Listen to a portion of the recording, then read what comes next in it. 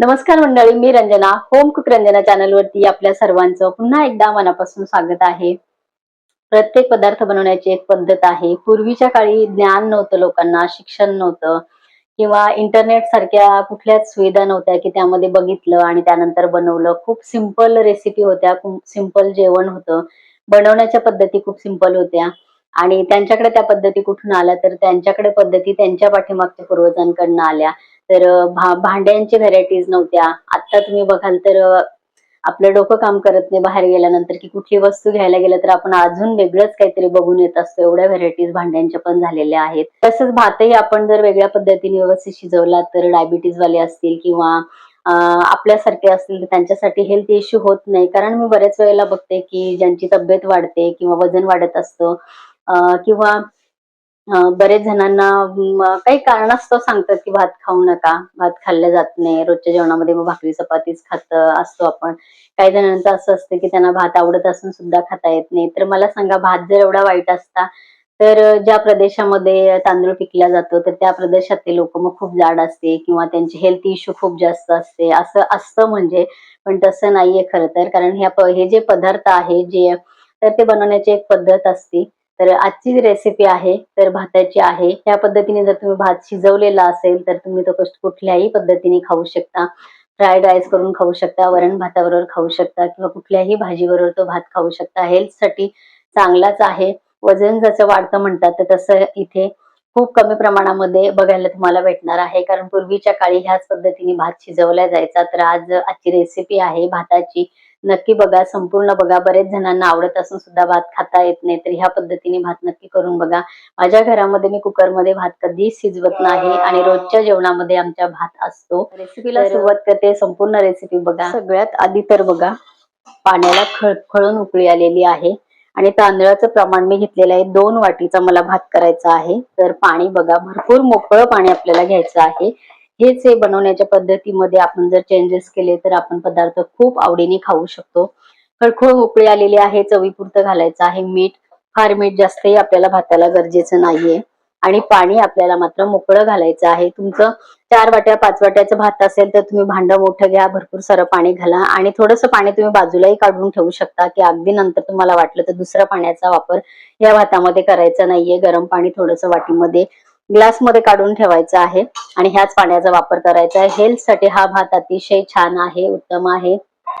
माझा मुलगा जिम करतो तरी सुद्धा त्याला रोजच्या जेवणामध्ये संपूर्ण जेवण तो भाताचंच करतो. जिम करत असताना सुद्धा तो भात खातो. हा इश्यू अजिबात नाहीये. म्हणून सांगते की बनवण्याच्या पद्धती जर वेगळ्या झाल्या तर आपल्याला तेच पदार्थ पण शरीरासाठी उत्तम ठरू शकतात. तर ह्याच्यामध्ये स्टार्च असतात तांदळामध्ये भरपूर साऱ्या प्रमाणामध्ये. त्यामुळे आपण हे पदार्थ व्यवस्थित जर बनवून खाल्ले तर त्याचा आपल्याला बेनिफिट मिळतो. त्याचे वाईट परिणाम आपल्या शरीराला होत नाही. 2 वाट्या तांदूळ आहे, पाण्याला उकळी आलेली आहे. स्वच्छ मी तांदूळ धुवून घेणार आहे. मीठ घालून खळखळून उकळी आलेली आहे. हे बघा, एका वाटीमध्ये मी पाणी काढून ठेवलंय. स्वच्छ तांदूळ धुवून घेतलेला आहे. त्याच्यामध्ये आपल्याला हे धुतलेले तांदूळ घालायचे आहेत.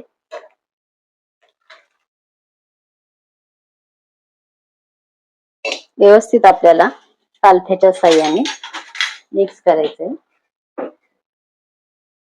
काय होतं ना, बरेच लोकांचं असं म्हणणं आहे की भात खाल्ल्यामुळे लवकर भूक लागते. असं बरेच आहेत वेगवेगळ्या प्रत्येका जर आता गॅस आपल्याला फुल करायचा आहे, भात खाल्ल्यानंतर जर आपल्याला भूक लागते किंवा कमजोरी येते असं काही लोकांचं म्हणणं असतं. पण तसं नाहीये. केरळ सारख्या ठिकाणी भाताचेच प्रकार बनवले जातात, तांदळाचेच पदार्थ बनवले जातात, भातच खाल्ला जातो.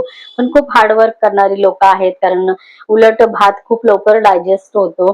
तर ह्या पद्धतीने जर तुम्ही भात करून खाल्लात तर तुम्हाला सुद्धा हे अनुभव येऊ शकतात की पचायला खूप हलका आहे तो आणि बाकीचे व्हिटॅमिन प्रोटीन तर भाजी डाळ या स्वरूपामध्ये आपण भाताबरोबर घेऊ शकतो. तर खूप पूर्ण अन्न हे होऊ शकतो. वरण भात हा जो प्रकार आहे पूर्वीच्या काळापासून चालत आलेला आहे. वरण भात आणि त्यावरती तूप, म्हणजे त्याच्यात बाकी दुसरं काही नसेल तरी खूप आवडीने खाल्ल्या जायचा. तर ह्या पद्धतीने भात नक्की बनवून बघा.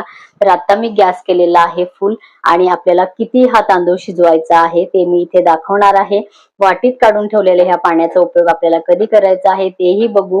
तुम्हाला हे पाणी काढायचं नसेल तर तुम्ही नाही काढलं तरी सुद्धा चालू शकतं. मी नेहमी एवढं पाणी बाजूला काढत असते कारण हे पातेलं माझं मापाचं आहे. भातही रोजचा माझा जेवढा करायचा तेवढं माप असतं, म्हणून हे मी एवढं पाणी घालते आणि त्यातले एवढं पाणी मी काढून ठेवत असते. ह्या पाण्याचा वापर नंतर मला करायचाच असतो, ते मी इथे दाखवणारच आहे. गॅस फुल केलेला आहे आणि आपले तांदूळ ह्याच्यामध्ये छान शिजत आहेत. तर पुढे काय करायचं आहे ते बघूया आपण. मी मध्ये मध्ये ह्याला कालथ्याच्या साह्याने मिक्स करत करत आणि खाली लागू द्यायचं नाहीये. व्यवस्थित आपल्याला भात शिजवायचा आहे. तर तो किती शिजवायचा आहे ते आपण बघणार आहोत. उकळ्या भांड्यामध्ये असं खळखळून आपला भात उकळला पाहिजे, पण आपण काय करतो की घाई असते म्हणून पटकन येतो, कुकर लावतो. तर खरंच सांगते काही वेळ लागत नाही आणि इथे तुम्हाला उभं राहण्याची गरज नाहीये. पाणी खळखळून उकळून घ्यायचे, तांदूळ त्यामध्ये टाकायचे आहे. भांड मोठं असेल तर वरती जात नाही हे. फक्त मध्ये आपल्याला एकदा केव्हा तरी येऊन असा जो फेस येतो, तर तो फेस आपल्याला असा फक्त साईडनी कडेनी हा काढायचा आहे. तर तेही काही सतत आपल्याला काढायची गरज पडत नाही. हा येऊन जातो पटापट फेस. बघा, या पद्धतीने आपल्याला हे सर्व आलेला हे जो फेस आहे हा काढून टाकायचा आहे. तर हा खूप जास्त येत नाही, पण जेवढा आला तेवढा आपण हा काढून टाकायचा आहे. एवढंच करायचं आहे आणि परत आपल्याला कालथ्याच्या साह्याने व्यवस्थित मिक्स करायचं आहे. हे आपल्या तांदूळ शिजायला लावल्यानंतर आपण दुसरेही कामं करू शकतो आजूबाजूला. आपल्याला इथेच सतत उभं राहण्याची गरज नाहीये. म्हणून जसं कुकर आपण लावून मोकळं होतो आणि 4 शिट्ट्या 2 शिट्ट्या झाल्यानंतर त्याच्याकडे बघतो, तर तसंच हे पण आहे. करून बघा, कारण कुठलाही पदार्थ व्यवस्थित जर आपण केला तर तो हेल्थसाठी खरंच उत्तम ठरू शकतो. मी नेहमी नेहमी हेल्थचं माझ्या रेसिपीज मध्ये सांगत असते, तर त्याचं कारण एकच आहे. आपल्याकडे सगळं आहे सध्या. आता आपण हेल्थ इश्यू सगळ्यांचे प्रचंड वाढलेले आहेत. कॅन्सरचं प्रमाण भरपूर वाढलेलं आहे. तर आपण चुकीच्या पद्धतीचे खाणे खातोय हल्ली, त्यानंतर चुकीच्या भांड्यांमध्ये जेवण शिजवतोय.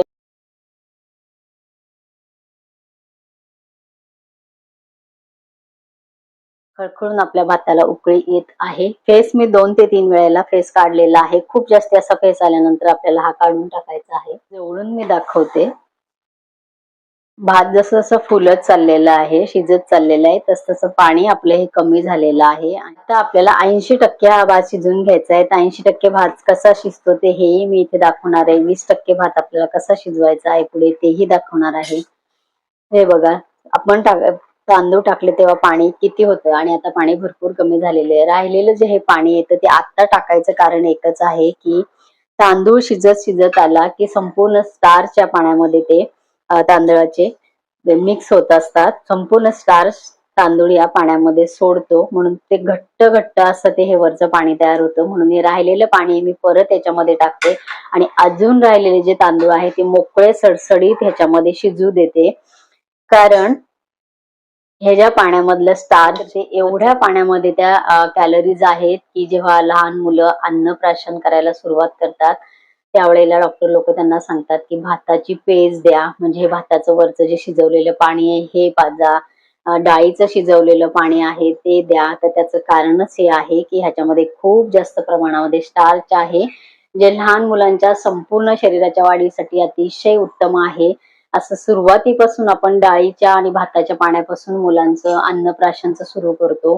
आता वेगळे प्रकार झालेले आहेत अन्नप्राशनाचे, आपण बघत असतो व्हिडिओ, पण पूर्वीपासून ह्याच पाण्यापासून सुरुवात केलेली असते. तर ह्याच्यावरून तुम्ही बघू शकता की ह्या पाण्यामध्ये किती प्रमाणामध्ये स्टार्च आहे.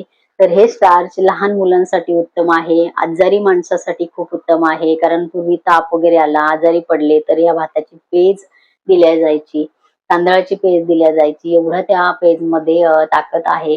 पण आपले जे हेल्थ इश्यू आहेत हल्ली, वजन वाढण्याचे किंवा बाकीचे कॅलरीज जास्त नाही गेल्या पाहिजे, डायबिटीज वाल्यांना भात खायचा नाही, तर त्यांच्यासाठी हे आपलं जे वरचं पाणी आहे ते आपल्या हेल्थसाठी अजिबात चांगलं नाही.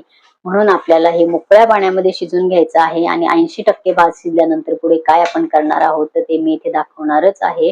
हार्डली आता 1 मिनिटभर फक्त आपण या पाण्यामध्ये शिजून घेणार आहे. इथे बघा, आहे त्या पाण्यामध्ये तांदूळ टाकले. इथे वाटीमध्ये आपण जे घेतलेलं पाणी होतं ते सुद्धा मी याच्यामध्ये घातलेलं आहे आणि आता परत मी याच्यावरती डिश ठेवलेली आहे. जर पाणी कमी पडलं तर तुम्हाला असंच ताट किंवा डिश ठेवायची, त्याच्यावरती पाणी टाकायचं आहे आणि ते गरम झाल्यानंतर याच्यामध्ये टाकायचं आहे. जेवढं भातामध्ये मोकळं पाणी असेल तेवढा तुमचा भात खाण्यासाठी अति राहतो. म्हणून पाणी शिजवताना कमी घालायचं नाही. मोठ्या भांड्यात अगोदरच घातलं तर उत्तमच आहे, पण तुम्हाला परफेक्ट मापाचा भात करायचा असेल तर ह्या पद्धतीने एक्स्ट्रा एकतर पाणी तुम्ही करून ठेवा किंवा नंतर शिजता शिजता सुद्धा असं पाणी तुम्ही गरम करायला डिश वरती ठेवू शकता. गरम झालेलं पाणी आपण भातामध्ये घातलेलं आहे. मी इथे जवळून तुम्हाला हा तांदूळ दाखवते. बघा, असे मोकळे मोकळे दाणे याचे झालेले आहेत. दाबला एकदम फुटला नाही पाहिजे, असे 80% तांदूळ आपण हा शिजवून घेतलेला आहे. गॅस मी बंद केलेला आहे. आपल्याला एक पातेलं घ्यायचं आहे. हा बघा, ह्याच्यावरती व्यवस्थित पद्धतशीर बसणारं झाकण घ्यायचंय आणि एका पातेल्यामध्ये आपल्याला हे संपूर्ण पाणी काढून घ्यायचं आहे.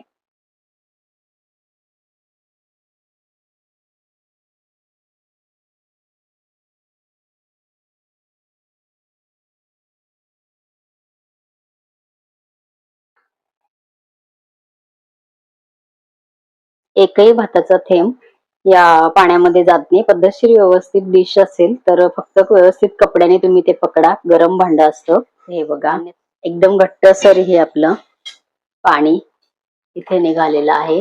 तर आता हे आजारी पेशंट असेल किंवा मगाशी सांगितल्याप्रमाणे लहान मुलांना हे उपयोगाचं आहे. आपल्यासाठी हे उपयोगाचं नाही, म्हणून आपल्याला हे कंपल्सरी काढून टाकायचं आहे. आता इथे मी तुम्हाला भात दाखवते.